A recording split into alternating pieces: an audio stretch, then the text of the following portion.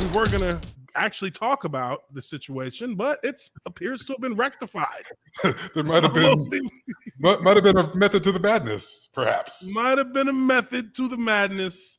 The Jacksonville Jaguars have traded James Robinson to the New York Jets. Now, I mean, immediate reaction to this, James Robinson, I believe, wins in this because now he's going to a team that's winning.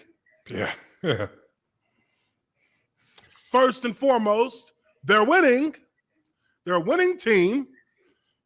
Actually, they're a winning team that kind of started off in the same pit as the Jaguars, and they've already begun to climb out of that pit with what, a 4-2? 4-2, I think. 4-2 record. 5-2. Let me check real quick. We're 5-2. And then he's going to get touches. Yeah. Jets are 5-2 because they run that rock, and they just lost their running back to a torn ACL. Yep. So, I mean, this is as good a scenario as it could possibly be for James Robinson. For him. And you know what's crazy, man? I was listening to Maurice Jones-Drew talk on Jacksonville area 1010 XL in Jacksonville. And this is exactly what Maurice Jones-Drew said. When are we going to stop trading away our talented players in Jacksonville? And it's for a sixth round pick. Which I think he was, if I'm not mistaken. He was undrafted. Oh, he's undrafted. I knew it was late or not at all. Wow. This is the crazy thing about this because, really, on one hand, I'm happy for James Robinson. I'm happy for him. I ain't even going front. I sent him a message on Twitter like, bruh, you might need to request a trade because these motherfuckers are dicking you around and it don't make no sense what they're doing. It doesn't make any sense at all. If you want to win football games, you don't put the more reliable running back on the sideline. And again, it just brings me so I'm happy for him on that side. On the other hand, as a Jaguar fan, as a former Jaguar, I'm ready to be pissed. I'm ready to be pissed off because this is another good player. Another good player have now gotten rid of again. So now I gotta wonder. You think they shopped him for? Surely you only do this because you're trying to trade a guy, right? There's no other reason to have a guy. That would make sense. Essentially benched. Make sense. I wonder if he got shopped around for instead of the C-Mac trade or who else they looked at. But I mean, this makes all the sense in the world. Breece Hall goes down. They're going to be thirsty for a running back. So, it pays off. But they didn't know this. They didn't know he was going to get hurt. Yeah, they didn't know he was going to get hurt. He just got hurt. That was something that happened yesterday. So they were just benching him for. And look, the sports radio, sports talk, sports journalism in Jacksonville. These were the questions they were asking this morning. Why the hell are we not even giving this cat the ball? He's not even involved in the offense. Why are we doing that? What is the reasoning behind that? And again, Maurice Jones-Drew was on the major talk radio station in Jacksonville, as he does on Mondays, and it's literally like, my guy, he was saying exactly what I was saying because a couple of the guys who run that, I know those guys because when I was playing, I still know them. Brent and the other guys out there in Jacksonville. And I told them, I'm like, yo, look, Travis Etienne is what you call a game breaker. He's a game breaker position. You can put him at different spots on the field and he can make big plays. But he's not a running back. He's not a running back. Like that Reggie Bush type of dude. He is the hybrid. He's the Reggie Bush hybrid. Run routes and do all this kind of shit. You want to get him the ball moving. You want to get him the ball while he's in motion.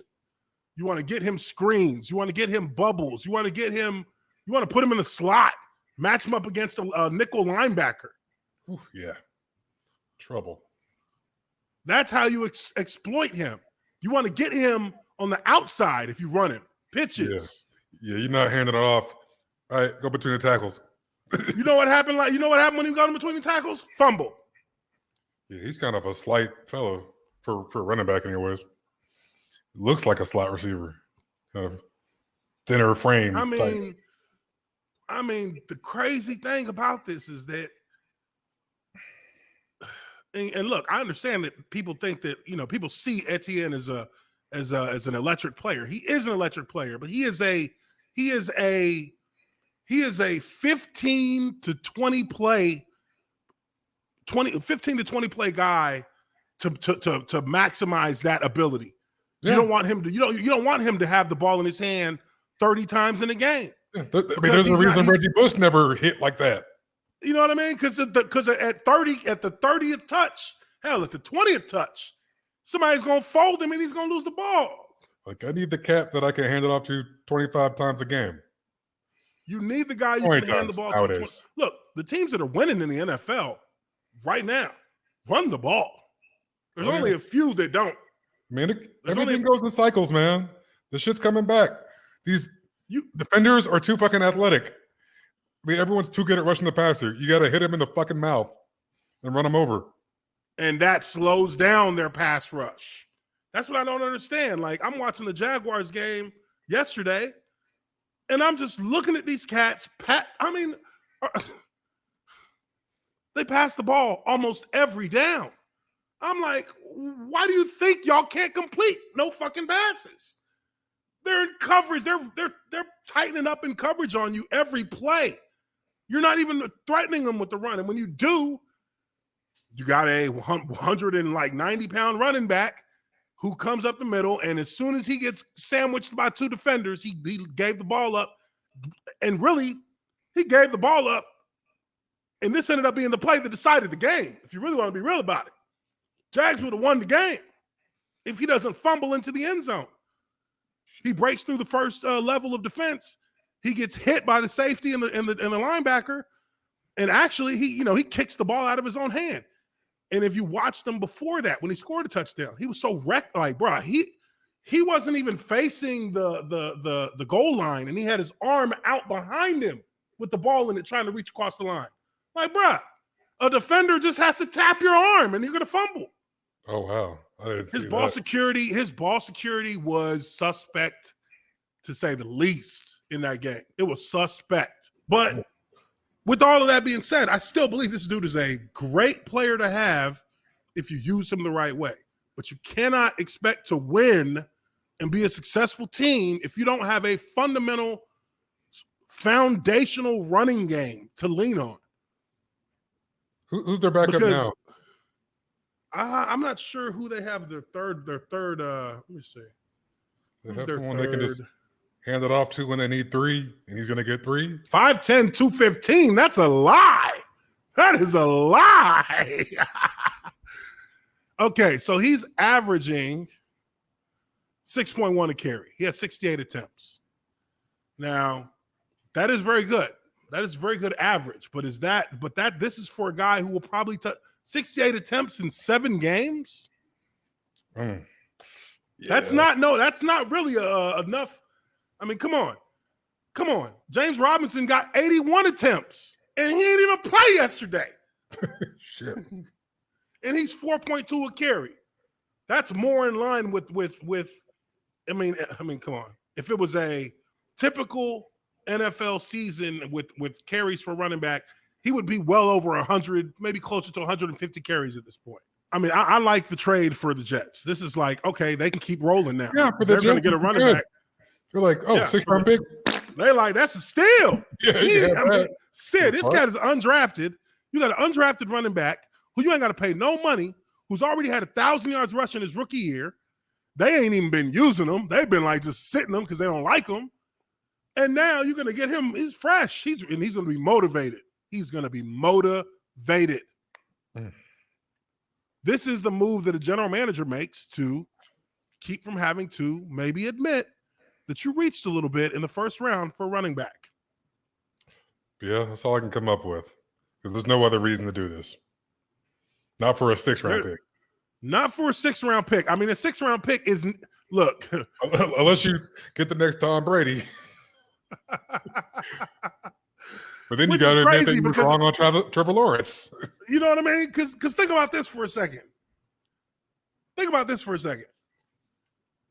you got a player in the 6th round that was half as good as James Robinson's been for them, you would have gotten extremely lucky. Yeah. Because what they got in James Robinson as an undrafted free agent was an extremely lucky thing. You don't normally see that. An undrafted guy becomes a starter his rookie year. In a year where they won 1 game, he had over 1,000 yards rushing. That's unbelievable. Because usually when you're losing like that, he was about 1,200, close to 1,300 yards rushing. Wow. I mean, that is like the building block you need that you didn't even have to pay for. That's like Jag. He's probably more along the lines of like a 3rd or 4th round value. Yeah, I'd say 3rd round value. Easily. Yeah, that's like finding a 20, in your washing machine. That's like finding 100 in the washing machine. You're like, damn. Okay, it's my lucky day. Hey. Drinks on me tonight. You know what I mean? Like, this dude was a diamond in the rough.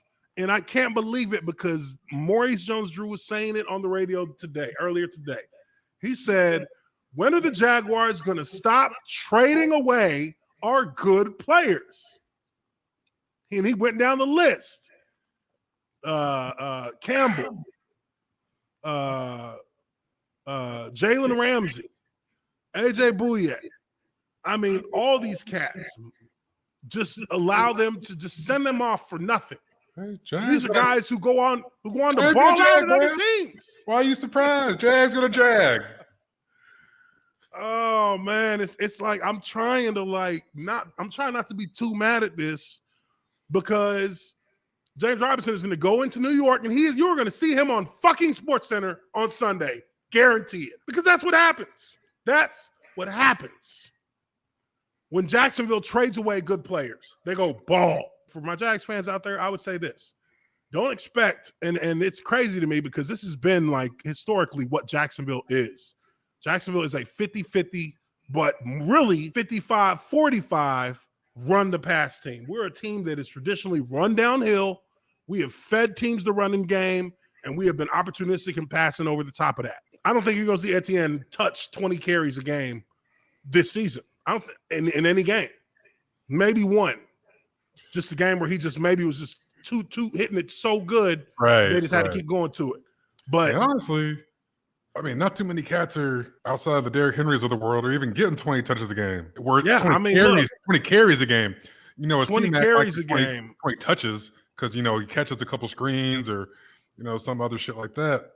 Okay, so let's say because I'm thinking when I'm thinking 20 touches, I'm thinking 20 carries. So it really would be like 30 touches a game. 30 touches a game, 20 rushes a game. Look at this. Saquon Barkley, 24 carries for 110 against the Jags. Daniel Jones, 11 carries. They ran the ball 39 times. Yeah, Daniel Jones 236 yards. They both had over 100 rushing. I mean, those are the teams that are winning. They're 6-1. They just beat Jacksonville. Yeah. You know how many times Jacksonville ran? 21 times. You know how many times James Robinson ran in those 21 times? 0. He ain't on the fucking stat sheet. I mean, this shit, it kills me because as much as I'm happy for James Robinson, what Maurice Jones-Drew said this earlier this afternoon was literally what these cats just did again. They went ahead and traded him. Just jagged it up. They just jagged it up. So, we'll keep up with, obviously, with what James Robinson is doing in New York. But, that's breaking right there. And we'll see. I don't know. I want to believe that Etienne can be a every down back for the Jaguars, but I don't see it. I don't see how you want that to happen. He's 5'10". He is barely 200 pounds. I don't believe 215 for a second. I don't believe that for a second. So that was a fucking lie. because James Robinson is probably pushing like 220, 225. And he looks way thicker than Travis Etienne. That's a thick boy.